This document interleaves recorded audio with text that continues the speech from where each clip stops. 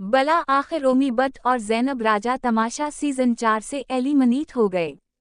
हफ्ते के रोज ओमी और सैफ की लड़ाई ने माहौल को बोझल कर दिया था और बादशाह सलामत को खुद आकर मामला रफा दफा करवाना पड़ा।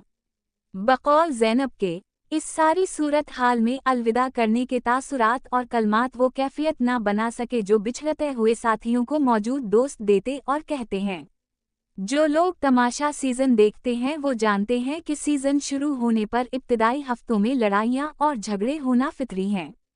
मुख्तलिफ ज़हन और समाजी बैकग्राउंड से आए लोग जब इकट्ठे रहते हैं तो मनमानी भी करते हैं और एक दूसरे के दोस्त भी बनते हैं।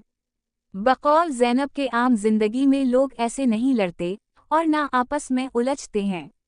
ये बात इन्होंने एलिमिनेट होने के बाद अपने पहले निजी इंटरव्यू में कही।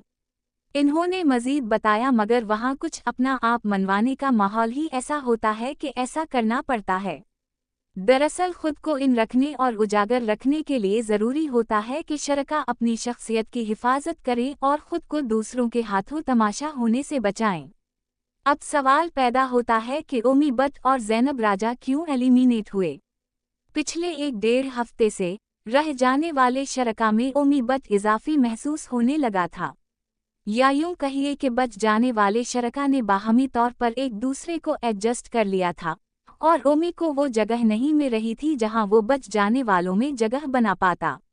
दूसरे लफ्ज़ों में ओमी की मिसाल उस मुसाफिर की सी थी जो ज़रा लेट हो गया था और जब वो बस में चढ़ने लगा तो बस दरवाजे तक फुल हो चुकी थी और अब उसे वापस उतरना ही था। जहां तक ज़ैनब का ताल्लुक़ है, उसने तेज तरार लड़कियों में खुद की जगह बनाकर साबित किया कि वो नाजुक सी लड़की माहम जैसी कद-काट की लड़की का मुकाबला कर सकती है। ज़ैनब ने मुश्किल तरीन जिस्मानी खेल बहादुरी से खेले।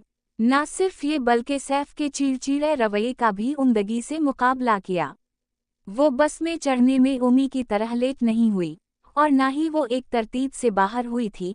तो फिर क्या हुआ था कि वो एलिमिनेट हुई।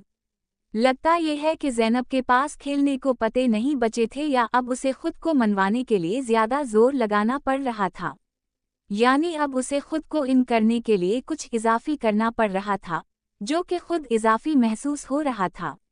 मगर इसका ये मतलब नहीं था कि ज़ैनब तमाशा के माहौल से ओमी की तरह इजाफी शख्सियत बन चुकी थी।